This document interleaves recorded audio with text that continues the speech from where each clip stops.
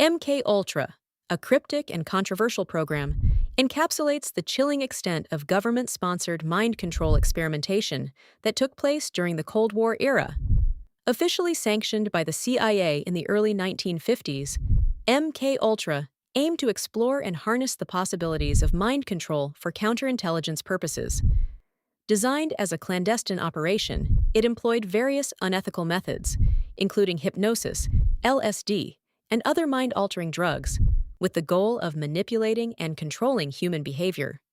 This convergence of ambition and secrecy reflected a heightened paranoia during the Cold War, where psychological warfare became a military frontier as critical as nuclear deterrence. The significance of MK Ultra cannot be overstated.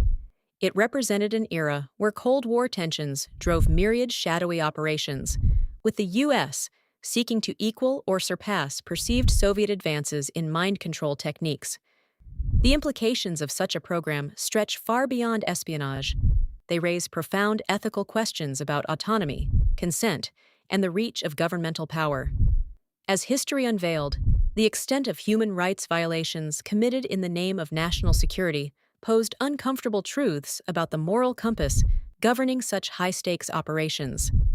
Concrete examples from within the MK Ultra framework include the notorious use of LSD on unwitting subjects, which ranged from medical patients to military personnel, often causing long-lasting psychological damage. The program also reportedly extended to experiments in Canadian psychiatric hospitals, where patients were subjected to extreme techniques like electroconvulsive therapy combined with induced comas. These methods intended to explore the rewiring of human thought and memory, pushing the boundaries of ethical research standards. While for some, MK Ultra remains a cautionary tale of government overreach, others, particularly in conspiratorial circles, view it as proof of deeper, ongoing, clandestine practices. The program's legacy, revealed in part during 1970s, government inquiries such as the Church Committee, obliterated trust in governmental ethics and accountability, igniting public skepticism and debate about the transparency of intelligence operations. However, challenges arise in fully understanding MK Ultra due to the extensive destruction of records ordered in 1973 by then CIA Director Richard Helms. Alternative viewpoints question the reach and effectiveness of such programs, suggesting that fear and the mythos of MK Ultra have at times overshadowed its practical outcomes. Nevertheless, this tangled narrative connects directly to broader discussions on civil liberties, the balance of power, and the ethical limits of scientific exploration under governmental auspices. MK Ultra serves as a stark reminder of potential consequences when unchecked power meets scientific ambition. The origins of MK Ultra, a covert CIA program, lie in the tense geopolitical climate of the early Cold War era. Following World War II, the United States found itself locked in an ideological and intelligence battle with the Soviet Union. During this period, both powers were obsessed with gaining a psychological advantage. This led to an intense interest in mind control and psychological warfare as potential tools for espionage and military strategy. MK Ultra was officially sanctioned in 1953 under the directive of CIA Director Allen Dulles. The aim was to investigate whether techniques like hypnosis, sensory deprivation, and the administration of drugs, particularly hallucinogens like LSD, could be used to control human thoughts and behaviors. This program was part of a larger initiative called Project Artichoke, which also explored these intriguing possibilities. The significance of MK Ultra can be traced to the growing paranoia within the U.S. that adversaries, especially the communists, had already developed effective methods of mind control. The belief was that whoever mastered these techniques could potentially dominate international relations. Several documented cases highlight MK Ultra's secretive operations. For instance, Operation Midnight Climax involved setting up safe houses where unwitting subjects were administered LSD without their consent, with CIA operatives observing their behavior from behind two-way mirrors. Another infamous example is the treatment of Frank Olson, a biochemist who was reportedly dosed with LSD by his superiors. His subsequent mental unraveling and mysterious death raised suspicions and brought unwanted attention to the program's darker aspects. Of course, not everyone viewed MKUltra's implications uniformly. While some argued that such research was a necessary evil to protect national security, critics condemned the program for its unethical practices and violations of human rights. Furthermore, historians and ethicists debate whether the perceived benefits could ever justify the moral costs. Potential challenges in evaluating MKUltra's effectiveness remain due to its secretive nature and the destruction of most records in 1973, an action ordered by CIA officials likely to avoid public and legal repercussions. In exploring the shadowy reality of mind control efforts, MKUltra's legacy extends beyond its controversial methodologies.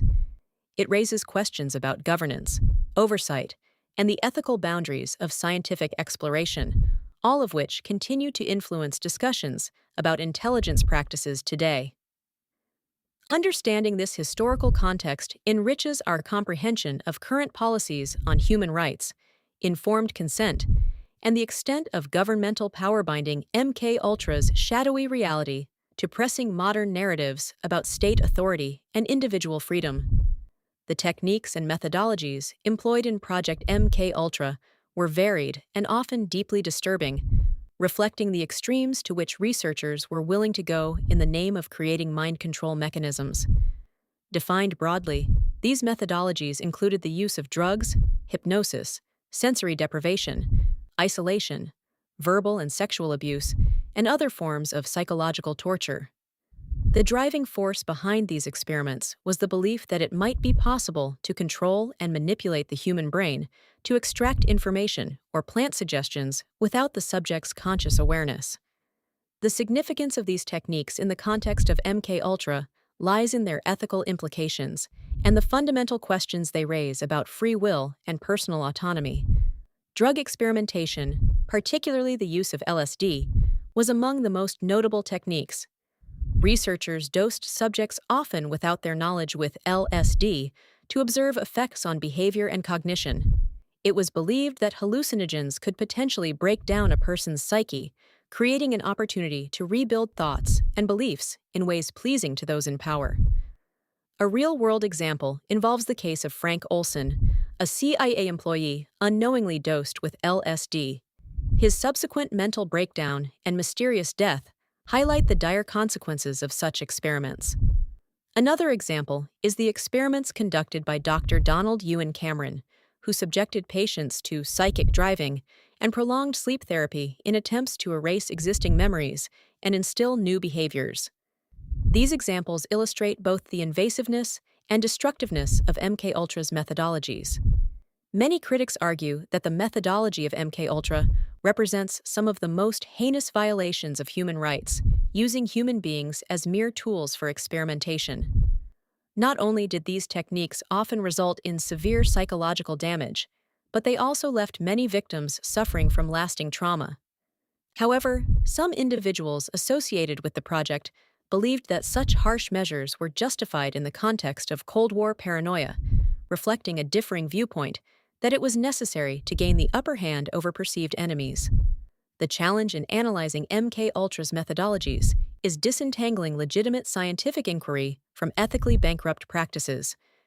These methods' invasiveness makes it difficult to ascertain their success, as retrieving reliable data from participants under duress is fraught with complications. Moreover, the grotesque applications of random drug testing and mental manipulation draw attention to broader issues of governmental secrecy and accountability, connecting MKUltra to discussions about the balance between national security interests and protecting individual rights. Such clandestine efforts remind us of the shadows the pursuit of power can cast across the landscape of human dignity. The MKUltra project, shrouded in secrecy, involved a host of key figures and experiments that pushed the boundaries of ethical science. At the helm was Sidney Gottlieb, often referred to as the Black Sorcerer of the CIA, who orchestrated a disturbing series of experiments aimed at mastering mind control. Gottlieb's work was largely motivated by the Cold War context, where the fear of enemy mind control was prevalent, making each discovery potentially pivotal to national security. Under Gottlieb, the CIA employed various scientists and doctors who, often unknowingly or unwittingly, contributed to MK Ultra's grim legacy. Among these figures was Dr. Ewan Cameron, a psychiatrist whose work at the Allen Memorial Institute in Montreal embodied some of the most extreme experiments within the project. Cameron developed the psychic driving technique, which involved repeated playback of verbal messages to patients over extended periods, often while sedated, to reprogram their minds. His experiments left many subjects debilitated, yet they highlight a terrifying commitment to producing results, regardless of human cost. Further south, Dr. Frank Olson's story stands out as a particularly tragic example. A CIA scientist who worked on biological weapons, Olson died under mysterious circumstances after being dosed with LSD by his colleagues. Official reports deemed his death a suicide, yet many suspect foul play, hinting at the darker elements of the agency's operations, where controlling the narrative was as vital as controlling the mind. These experiments underline the perilous nature of MK Ultra, where personal freedoms and ethical boundaries were readily sacrificed for perceived scientific and national security gains. Real-world applications of these experiments were intended to produce a kind of brainwashing technique to be employed in espionage or extract information from enemy agents, although official documentation and outcomes remain nebulous. Critics argue these experiments yielded little but pain and suffering, a sentiment echoed by survivors who lived through the psychological trauma inflicted. Challenges associated with MK Ultra characterize a broader struggle between ethical standards and national security interests, where scientific curiosity meets moral ambiguity. Alternative viewpoints consider the program a historical footnote that should caution current and future intelligence operations against similar transgressions, emphasizing the need for transparency and ethical oversight. Ultimately, the shadowy reality of MK Ultra connects deeply with broader societal issues such as government accountability and ethical scientific practices. It serves as a cautionary tale of how clandestine operations can spiral into mind-warping mayhem, challenging us to ensure history does not repeat itself while acknowledging the complex human and ethical dimensions of scientific and intelligence endeavors.